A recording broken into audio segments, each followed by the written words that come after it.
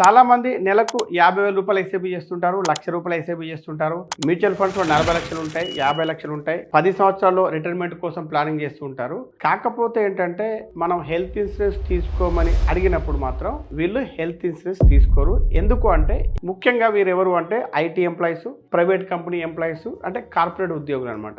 ఎందుకు తీసుకోరు అంటే వీరికి ఆల్రెడీ కంపెనీ యొక్క హెల్త్ ఇన్సూరెన్స్ పాలసీ ఇస్తుంది. ఎంత 3 లక్షలు 5 లక్షలు ఇస్తుంది. అది ఉంది కాబట్టి వీళ్ళు తీసుకోమని అంటూ ఉంటారు అనమాట. సో మరి మీకు మీ కంపెనీ ఇచ్చే హెల్త్ ఇన్సూరెన్స్ పాలసీ సరిపోతుంది అని మీరు అనుకుంటున్నారా? సో ఈ వీడియోలో మనం డిస్కస్ చేసుకో టాపిక్ ఏంటంటే ఇదే అనమాట. సో మేము ఎక్స్పెక్ట్ చేసే ఏంటంటే ఈ వీడియోకి మీరు కనీసం ఒక 5,000 లైక్స్ ఇస్తే ఇలాంటి వీడియోస్, మీకు ఉపయోగపడే వీడియోస్ మరిన్ని చేయడానికి మా టీంకు ఉత్సాహంగా ఉంటుంది. చాలా మంది కార్పొరేట్ ఎంప్లాయీస్కు, అంటే ప్రైవేట్ కంపెనీలో చేసే ఎంప్లాయీస్కు, ఐటీ ఎంప్లాయీస్కు వీళ్ళకి ఏంటంటే కంపెనీయే హెల్త్ ఇన్సూరెన్స్ పాలసీ ఇస్తుంది. కాకపోతే ఆ హెల్త్ ఇన్సూరెన్స్ పాలసీ అనేది మనం చూసినటువంటి హెచ్డిఎఫ్సి ఎర్గోనో లేకపోతే కేరు ఇటువంటి పాలసీలు ఉండవు అనమాట. అవేంటంటే గ్రూప్ ఇన్సూరెన్స్ పాలసీలు అనమాట. సో ఈ గ్రూప్ ఇన్సూరెన్స్ పాలసీ మీరు ఏదైతే తీసుకుంటారో, అంటే మనం పర్సనల్గా తీసుకునే హెల్త్ ఇన్సూరెన్స్ పాలసీ కాకుండా వీళ్ళకి ఇచ్చే పాలసీ ఏంటంటే గ్రూప్ ఇన్సూరెన్స్ పాలసీ. కంపెనీ ఏం చేస్తుందంటే ఇంత 20 మంది ఎంప్లాయీస్ లేదా 50 మంది ఎంప్లాయీస్, 100 మంది ఎంప్లాయీస్కు ప్రీమియం ఒకేసారి కడతారు అనమాట. సో అలా కట్టినప్పుడు మీకు గ్రూప్ హెల్త్ ఇన్సూరెన్స్ స్కీమ్ అనేది వస్తుంది. సో ఇది మనకి ఏంటంటే ఇదొక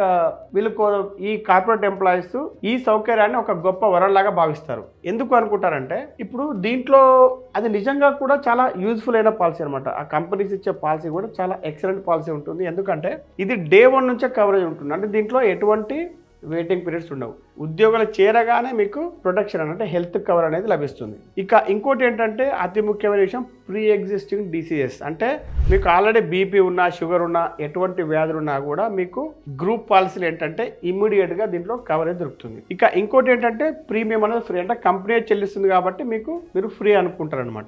ఇంకోటి ఏంటంటే దీంట్లో ఆల్రెడీ మీరు మ్యారీడ్ అయితే మీ వైఫ్, పిల్లలు, అంటే ఫ్యామిలీ మొత్తం హెల్త్ కవర్ అనేది దొరుకుతుంది ఇందులో. సో ఇక్కడ మీరు అర్థం చేసుకోవాల్సింది ఏంటి అంటే మీకు ఆల్రెడీ కంపెనీ పాలసీ ఇస్తుంది కాబట్టి మీరు పర్సనల్ హెల్త్ ఇన్సూరెన్స్ పాలసీ తీసుకోరు. అయితే ఇక్కడ మీరు తెలుసుకోవాల్సింది ఏంటి అంటే కంపెనీ ఏదైతే హెల్త్ ఇన్సూరెన్స్ పాలసీ ఇస్తుందో అది మీకు కాదు. అంటే కంపెనీ ఇచ్చేది, ఇప్పుడు నేను శ్రీనివాస్ చీకటి ఉంటే ఆ కంపెనీ ఇచ్చేది శ్రీనివాస్ చీకటి కాదు, శ్రీనివాస్ కూర్చున్నటువంటి ఆ మేనేజర్ పోస్ట్కి ఇస్తుంది. అంతేగాని శ్రీనివాస్ చీకటికి ఇవ్వట్లేదు. సో ఆ పోస్ట్లో ఎవరు కూర్చుంటే వాళ్ళకే ఇస్తుంది. ఆ పోస్ట్ ఖాళీ అయిన రోజు శ్రీనివాస్ చీకటికి హెల్త్ ఇన్సూరెన్స్ అనేది ఉండదు. అంటే మీ ఉద్యోగం ఉన్నంత వరకే ఈ కవరేజ్ అనేది ఉంటుంది. మీకు ఉండదు, ఆ పోస్ట్కు మాత్రమే ఉంటుంది. మీకు మాత్రం అది పర్మనెంట్గా కవరేజ్ అనేది ఉండదు. అంటే మీ ఉద్యోగం పర్మనెంట్ కానప్పుడు మీ హెల్త్ ఇన్సూరెన్స్ కూడా పర్మనెంట్ కాదనమాట. అయితే ఇక్కడ ముఖ్యంగా మీకు 3 రకాల ప్రమాదాలు ఉంటాయి. ఒకటేంటంటే జాబ్ చేంజ్, అంటే మీరు ఒకే ఉద్యోగంలో పర్మనెంట్గా ఉండరు. ఎందుకంటే బెటర్ ప్యాకేజ్ కోసం మనం జాబ్స్ మారుతూ ఉంటాం, ప్లేసులు మారుతూ ఉంటాం కదా. సో ఇప్పుడు జాబ్ చేంజ్ అయినప్పుడు ఏమవుతుంది, మీరు కొత్త జాబ్లో వెళ్ళినప్పుడు కొత్త కంపెనీలో మళ్ళీ అక్కడ హెల్త్ ఇన్సూరెన్స్ పాలసీ ఉంటుంది, బట్ అక్కడ మీకు కవరేజ్ తక్కువగా ఉండొచ్చు. ఇంకోటి ఏంటంటే చాలా మందికి పేరెంట్స్ కూడా కవరేజ్ ఉంటుంది, ఇంకొక దాంట్లో ఉండకపోవచ్చు. నెక్స్ట్ మీరు ఉద్యోగం నుంచి మిమ్మల్ని తీసేసారు అనుకోండి, అంటే లే ఆఫ్ చేశారు, లేదంటే కంపెనీ షట్ డౌన్ అయింది అనుకోండి, అప్పుడు ఏమవుతుంది మీ కార్పొరేట్ పాలసీ అనేది ఇమ్మీడియట్గా ఆగిపోతుంది. సో అదే టైంలో మీకు కనుక సిక్ అయితే మీ జేబు ఖాళీ అవుతుంది. మీరు ఏదైతే ఎస్ఐపీలు చేస్తున్నారో, మీరు ఏదైతే మ్యూచువల్ ఫండ్లో పెట్టుకున్నారో ఆ డబ్బు మొత్తం ఖాళీ అయిపోతుంది. ఇక ఇంకోటి ఏంటంటే నెక్స్ట్ మీరు రిటైర్ అయినప్పుడు ఏం జరుగుతుంది, రిటైర్ అయినప్పుడు మీరు ఎట్లా జాబ్ మానేస్తారు కాబట్టి హెల్త్ కవర్ ఉండదు. మీరు అప్పుడు వెళ్ళేసి పర్సనల్గా హెల్త్ పాలసీ తీసుకోవాల్సి వస్తుంది. సో అప్పుడున్నే ప్రాబ్లమ్స్ ఏంటి అనేది కూడా తెలుసుకుందాం. మరి మీరు 40 ఏళ్ళకో 50 ఏళ్ళకో జాబ్ మానేస్తారు అనుకోండి. సో అప్పుడు మీరు ఏం చేస్తారంటే హెల్త్ పాలసీ కోసం, అంటే పర్సనల్గా హెల్త్ పాలసీ కోసం అప్లై చేసుకుంటారు. సో అప్పుడు మీకు పాలసీ అనేది చాలా కష్టం అవుతుంది అనమాట. ఎందుకు కష్టం అవుతుందంటే ఫస్ట్ మీరు యంగ్గా ఉన్నప్పుడు ఏంటంటే పాలసీ కొనడం అనేది చాలా ఈజీ. ఎందుకంటే మీకు ఎటువంటి ఆరోగ్య సమస్యలు కానీ లైఫ్ స్టైల్ సమస్యలు కానీ ఉండవు. బట్ ఇక్కడ ఏంటంటే మీకు ఇన్సూరెన్స్ కంపెనీస్ సీరియస్గా తీసుకునే విషయాలు ఏంటంటే బీపీ కనుక మీకు ఆ వయసు వచ్చేసరికి మీకు బీపీ వచ్చింది అనుకోండి, అదొక ప్రాబ్లం. షుగర్, డయాబెటీస్ వస్తే ప్రాబ్లం, థైరాయిడ్ వస్తే ప్రాబ్లం, ఒబేసిటీ ఉంటే ప్రాబ్లం. ఈలోపు అంటే మీరు పర్సనల్గా పాలసీ తీసుకుంటే మీకేమైనా సర్జరీలు జరుగుతాయి, హెర్నియా కావచ్చు, గాల్ బ్లాడర్ కావచ్చు, యాంజియోప్లాస్టీ కనుక సర్జరీ చేసినప్పుడు ఏమైందంటే ఇన్సూరెన్స్ కంపెనీస్ ఇవన్నీ కూడా ఇన్సూరెన్స్ కంపెనీకి సీరియస్ విషయాలు అనమాట. సో ఇక్కడ ఇన్సూరెన్స్ కంపెనీ ఏం చేస్తుంది అనేది కూడా చూద్దాం ఒకసారి. మొదటగా ఇన్సూరెన్స్ కంపెనీ ఏం చేయొచ్చు అంటే మీరు ఇన్సూరెన్స్కి అప్లై చేసినప్పుడు డైరెక్ట్గా రిజెక్ట్ చేయవచ్చు. అంటే మీకు ఇక హెల్త్ పాలసీ రాదు అని చెప్పొచ్చు. కాకపోతే కొన్ని పాలసీలు రాకపోయినా కొన్ని కంపెనీలు ఇచ్చే అవకాశం ఉంటుంది.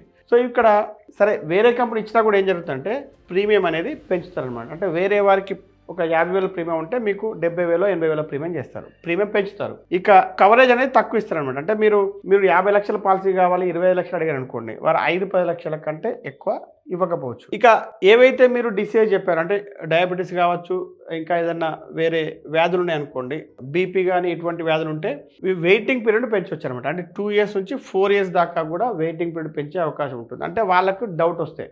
ఇంకా వర్స్ట్ థింగ్ ఏంటంటే ఏవైనా వ్యాధులు ఉంటాయి చూసారా, మీరు దానికి సంబంధించిన ఏ వ్యాధి కూడా మేము కవర్ చేయము అని చెప్పేసి కంప్లీట్గా దాన్ని ఎక్స్క్లూజన్లోకి పెడతారు అనమాట. ఇంకా మీకు అది జీవితంలో ఆ వ్యాధి మాత్రం కవర్ కాదు అనే రకంగా కూడా చేయొచ్చు. ఇప్పుడు మీరు కార్పొరేట్ ఎంప్లాయ్ అయినా కూడా ప్రైవేట్ ఎంప్లాయ్ అయినా కూడా మీరు తెలుసుకోవాల్సిన ఒక ముఖ్యమైన విషయం ఏంటంటే ఈ 48 months రూల్ అనేది ఒకటి ఉంటుందన్నమాట హెల్త్ ఇన్సూరెన్స్లో. ఇదేంటి అంటే health insurance company IRDA rules ప్రకారం అంటే మీకు ఆల్రెడీ ప్రీ ఎగ్జిస్టింగ్ డిసీజెస్ ఉన్నాయనుకోండి, అంటే ముందుగా ఉన్న వ్యాధులకు ఏం చేస్తుందంటే 48 నెలలు అంటే దాదాపు 4 years వరకు కూడా వెయిటింగ్ పీరియడ్ విధించవచ్చు స్ట్రేట్ అవే. అయితే ఇక్కడ మీకు వచ్చే డౌట్ ఏంటంటే ప్రీ ఎగ్జిస్టింగ్ డిసీజ్ అంటే ఏంటి అనేది కూడా మీకు రావచ్చు.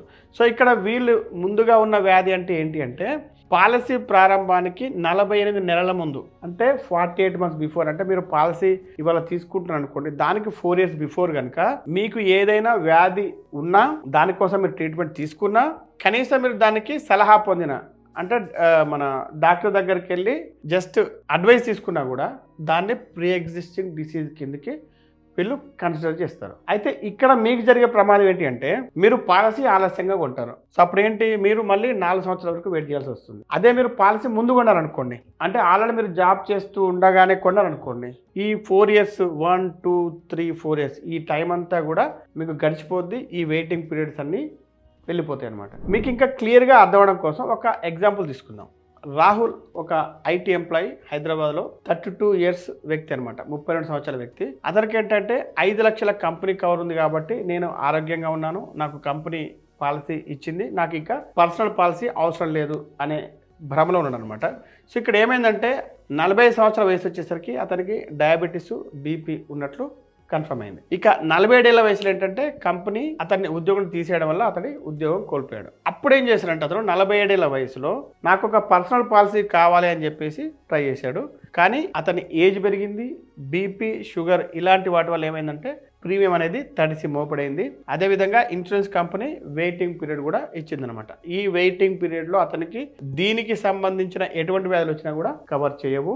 సో అందుకని ఏంటంటే కొన్ని కంపెనీస్ ఏం చేస్తాయంటే ప్రతిదానికి దీంతో ముడిపెట్టేసి క్లెయిమ్స్ రిజెక్ట్ చేసే అవకాశం కూడా ఉంటుంది. సో కాబట్టి మరి మీకు పర్సనల్ హెల్త్ ఇన్సూరెన్స్ పాలసీ అవసరమా లేదా అనేది మీరు డిసైడ్ చేసుకోండి. ఇప్పుడు ఇంకొక ఎగ్జాంపుల్ చూద్దాం. సుమా అనే యువతి బెంగళూరులో ఒక కార్పొరేట్ కంపెనీలో పనిచేస్తుంటుంది. ఆమెకు 50 ఏళ్ళు. సో ఆమెకి ఏంటంటే థైరాయిడ్ సమస్య ఉంది, గ్లాల్ బ్లాడర్ సర్జరీ అయింది, కంపెనీ పాలసీ ఉంది కాబట్టి ఆమెకు ఎటువంటి ప్రాబ్లం లేదు, బిల్స్ అన్ని కూడా క్లియర్ అయిపోయినాయి. అయితే 52 ఏళ్ల వయసులో ఆమె ఏమనుకుందంటే నాకు ఒక పర్సనల్ హెల్త్ పాలసీ కావాలి అని చెప్పేసి డిసైడ్ చేసుకుంది. ఎందుకంటే ఇంకా అప్పటి నుంచి ఆమెకు రిటైర్మెంట్ ప్లానింగ్ చేస్తూ ఉండొచ్చు అందుకని. సో అప్పుడు ఏం చేసిందంటే ఇన్సూరెన్స్ కంపెనీ ఆమె అప్లికేషన్ మొత్తం చూసిన తర్వాత ఆమెకి సమస్యలు ఉన్నాయి కాబట్టి థైరాయిడ్ చరిత్ర ఉంది, సర్జరీ ఇవన్నీ తీసుకున్న తర్వాత ఆమెకు ప్రీమియము ఎక్కువ వేశారు. ఆ తర్వాత రకరకాల కండిషన్స్ పెట్టి వెయిటింగ్ పీరియడ్ పెట్టి ఆమెకు పాలసీ ఇవ్వడం జరిగిందనమాట. సో దీన్ని బట్టి మీకు ఏమర్థమైంది, ఇన్సూరెన్స్ అవసరం లేదు అని మీకు అనిపించినప్పుడు దాన్ని కొనడానికి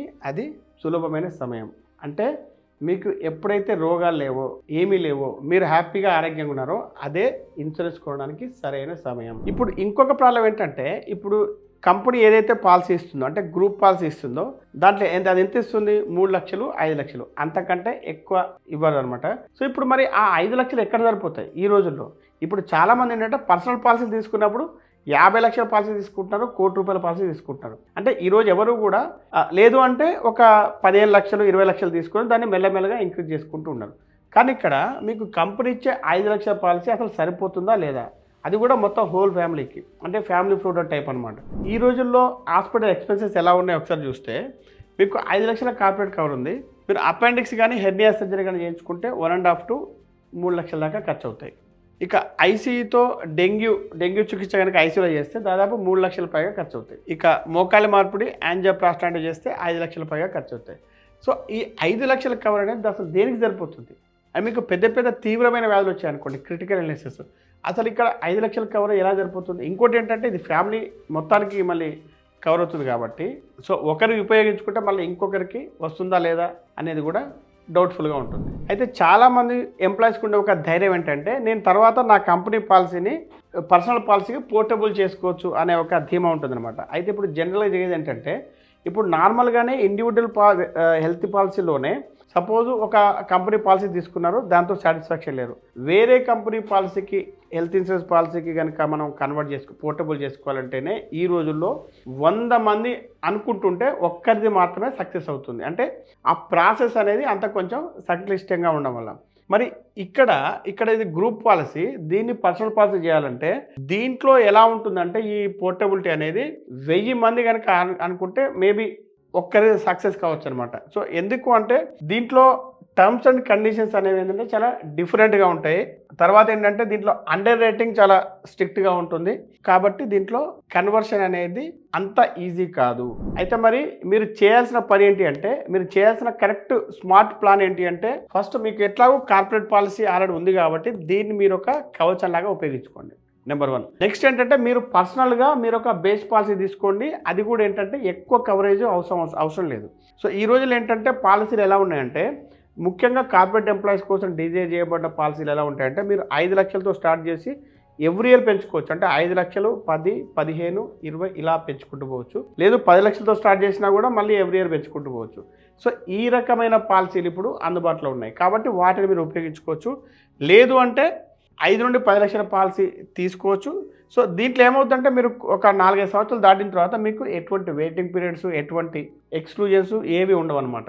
అదే రకంగా దీనికి తోడు మీరు ఏం చేయాలంటే, మీకు ఎక్కువ కవరేజ్ రావాలి కాబట్టి మీరు టాపప్ పాలసీ, సూపర్ టాపప్ పాలసీని ఇంకోటి తీసుకోవాల్సి ఉంటుంది. అంటే ఇప్పుడు ఇక్కడ ఒక 10 లక్షలు తీసుకోనుకోండి, ఇక్కడ ఒక 90 లక్షల సూపర్ టాపప్ అంటే మొత్తం ₹1,00,00,000 కవరేజ్ అని వస్తుంది అనమాట. ఈ టాపప్ సూపర్ టాపప్ గురించి ఆల్రెడీ మన ఛానల్లో ఒక వీడియో ఉంటుంది, నాకు తెలిసి ఒక సంవత్సరం అయి ఉంటుంది. కావాలంటే ఇప్పుడు మీరు కామెంట్ చేస్తే మళ్ళొకసారి టాపప్ అండ్ సూపర్ టాపప్ గురించి ఒక వీడియో చేద్దాము. ఎందుకంటే మనం జనరల్గా ఇన్సూరెన్స్ గురించి వీడియో చేసినప్పుడు ఎక్కువ మంది చూడరు కాబట్టి మనం ఇటువంటి వీడియోలు తక్కువ చేస్తుంటాం అనమాట. సో చివరిగా మీరు తెలుసుకోవాల్సింది ఏంటి అంటే, కార్పొరేట్ ఇన్సూరెన్స్ మంచిదే, కానీ కేవలం కార్పొరేట్ ఇన్సూరెన్స్ మాత్రమే జీవితాంతం ఉండే ఇన్సూరెన్స్ కాదు. సో మీ కార్పొరేట్ ఇన్సూరెన్స్ ఎలా ఉంటుందంటే ఇలా ఉంటుందన్నమాట. ఇది కనుక తెగితే మీరు కింద పడిపోతారు. సో అదే మీరు కార్పొరేట్ ఇన్సూరెన్స్, ఒకటి పర్సనల్ ఇన్సూరెన్స్, తర్వాత సూపర్ టాపప్ పాలసీ, ఇలా కనుక మీరు 3 లేయర్ ప్రొటెక్షన్ పెట్టుకుంటే మీరు ప్రశాంతంగా ఆరోగ్యంగా ఉండొచ్చు. సో మీరు దీన్ని పర్సనల్ హెల్త్ పాలసీని 40 నుంచి 50 ఏళ్ళ వరకు కనుక వాయిదా ఇస్తే, ఇంతకుముందు చెప్పినట్టుగా లైఫ్ స్టైల్ డిసీజ్ వస్తే ఎవరేం చేయలేరు, వెయిటింగ్ పీరియడ్స్ భయంకరంగా ఉంటాయి, ప్రీమియం ఎక్కువగా ఉంటుంది. ఇక ఆ తర్వాత మీరు జాబ్ మానేస్తే ఉన్న కవరేజ్ కూడా పోతుందన్నమాట. సో మొత్తానికి ఈ వీడియో ఏంటంటే చాలా మందికి ఉపయోగపడిందని చెప్పి మేము అనుకుంటున్నాము. సో ఈ వీడియో మీకు నచ్చితే లైక్ చేసి కామెంట్ చేయండి. మీకు తెలిసిన వారందరికీ ఈ వీడియోను షేర్ చేయండి.